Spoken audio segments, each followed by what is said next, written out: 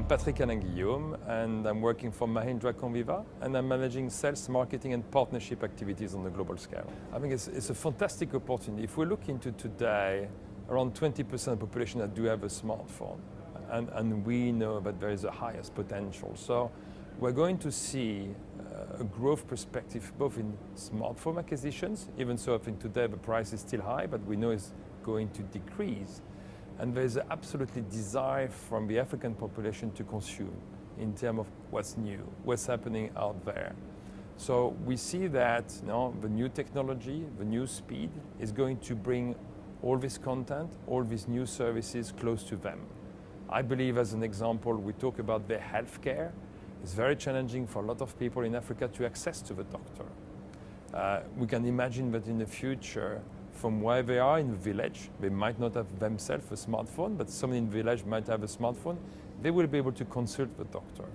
So I believe that the technology we have today, which is growing perspective in Africa, is going to bring convenience, is going to bring accessibility, and I believe make the life of people in Africa much greater, much easier, much close to them. And the innovations, what we have seen in different parts of the world, is going to grow and even faster in Africa. The challenges from my perspective, I was mentioning it before, I think it's still a very few percentage of the population can access a smartphone. Still 80% do have a feature phones. So and the cost of a smartphone today is still too expensive for the greater population. So one of the challenges will be is how do we are able to work to make sure that more and more people can access the smartphone, because we know that this is where you get the services side. Another challenge is, some operators are deploying 4G, but 4G is going to be deployed in a major city. And it's clear that the business case to deploy 4G across the country is going to be very challenging. One, from an investment perspective, but also if we look from a tax perspective, I believe that it's very challenging for some of the mobile operators to make it a very successful business case.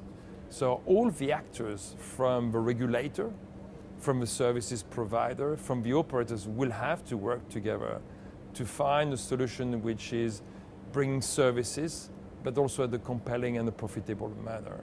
Today is very challenging. I do understand from smartphone acquisition, but also to deploy all this technology in a profitable manner. So yes, the regulator, the governments, the services provider, and mobile operator will have to work together and find a solution to accelerate the adoption, the deployment of this technology. I believe what this new technology is going to bring speed. So what speed is, and I think is very domain. I believe the speed is going to bring proximity. So tomorrow I can access all the services which I'm used to access when I'm talking to people, which I'm traveling, which I'm buying, close to the people. So we could think about mobile financing. I can do and don't need to go to the bank because I can access all the information directly from my mobile. I was mentioning about the health, bring all the health close to me.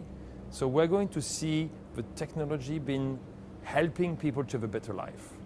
And this could be for the mobile user perspective, this could be for the enterprise, in a more probably more modern ways. I think we talk about utility. I can control my utility, can control my home. So I believe that speed is going to bring what I do normally, what is next to me. The closeness and the frontier in the distance is going to be reduced. That's what I foresee, and can foresee about health, I can foresee about educations. A lot of people in Africa can't access to all the knowledge today in terms of education. Tomorrow, I believe they will be able to do that.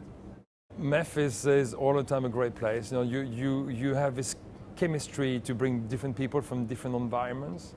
It's nice to interact, it's nice to have a good time from different people, different perspective. And I believe that MEF has evolved in bringing even more value for people participating. Tonight's event was a good perspective to have different perspectives from a panel and being able to interact. So it's a lot about communication, it's a lot about learning from experience from people, and I think MEF is able to bring this chemistry together.